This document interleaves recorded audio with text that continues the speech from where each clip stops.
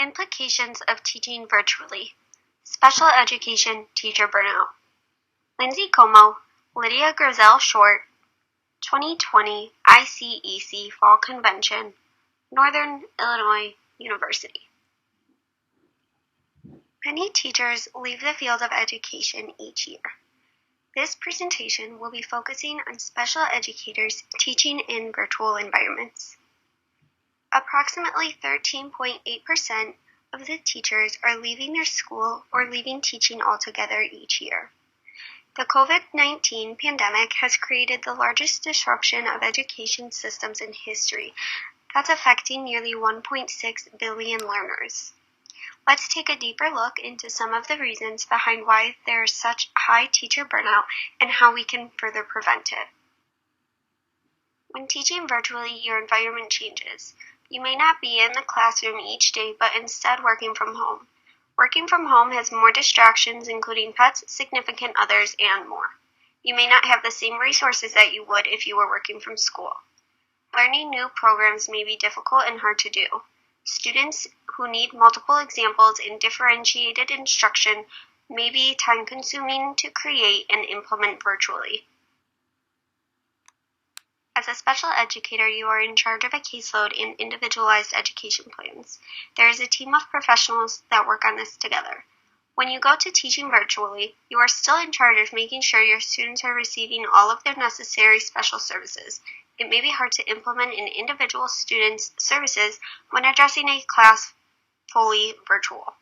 Special services, such as speech or physical therapy, may be harder to deliver virtually, which may rely on the student's family to help implement. When you are teaching virtually, student work samples are harder to keep track of. You don't have face-to-face time with the students, so you are unsure of who is helping them at home. Teachers need to be organized and have a systematic approach to keeping, selecting, and sharing data with others. Students and educators need to learn how to work with many different mediums and platforms while understanding how to access all of the files they may need.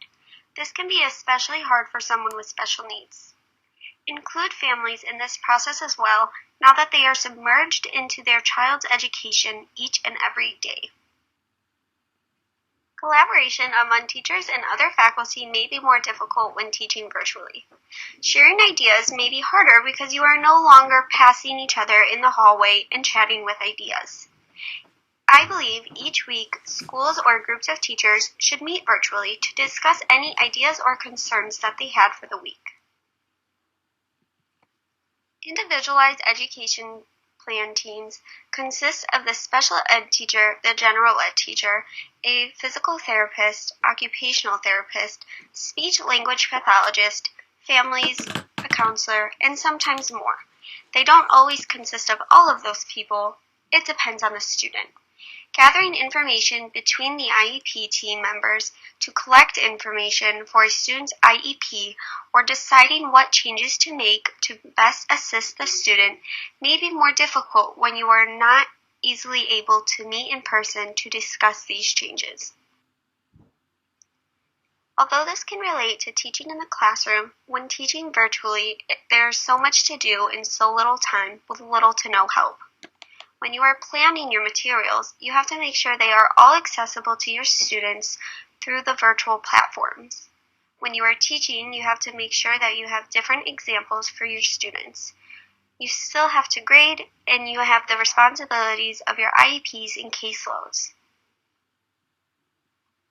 Virtual learning environments have the ability to be very interactive for students to participate in a lesson.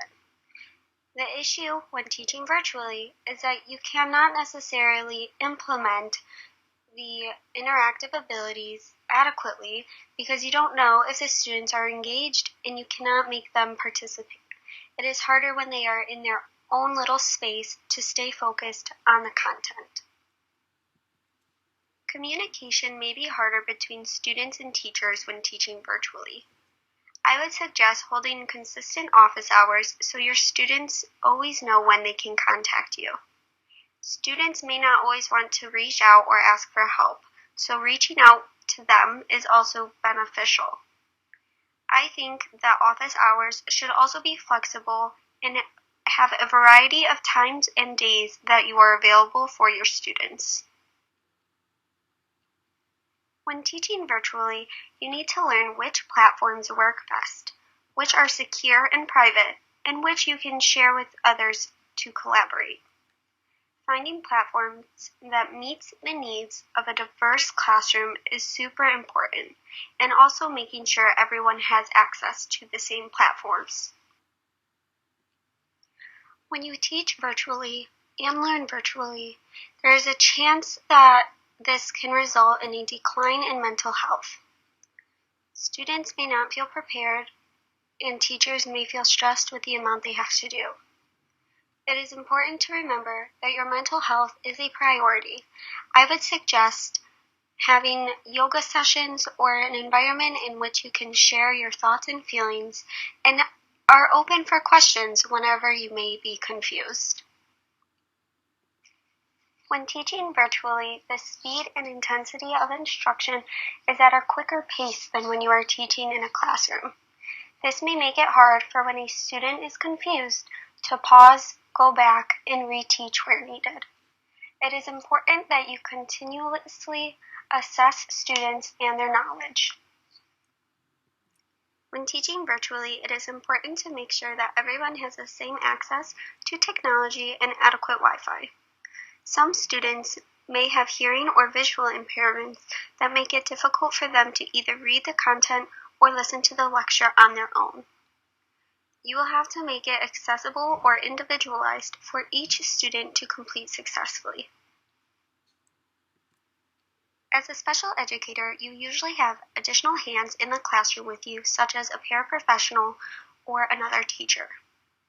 When you are teaching virtually, it is less likely to have those additional hands to help you out with those students and everything else that needs to get done.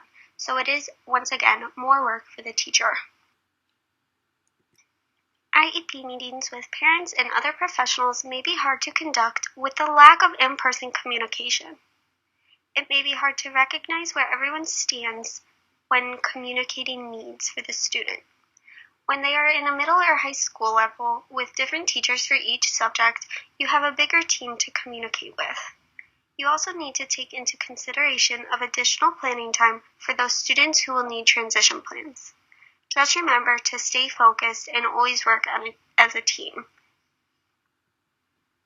When learning virtually and teaching virtually, it is very important to have good self-reflection and self-monitoring skills. You want to make sure that you are understanding what is being taught and that you know when to ask for help. That goes for both students and teachers. It's always good to double check and check in with others from time to time. Even though teaching can be stressful, just remember that you are shaping little minds each and every day. You are impacting their lives more than you know, and everything you do shows them how much you care as a teacher.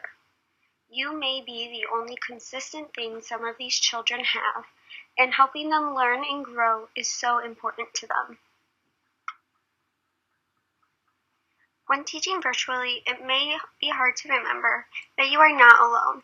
You still have many other teachers and faculty that are willing to help with you, support you, and work with you through everything that you may need. We will all feel stressed at some point, but just remember it will get easier and we will get through it.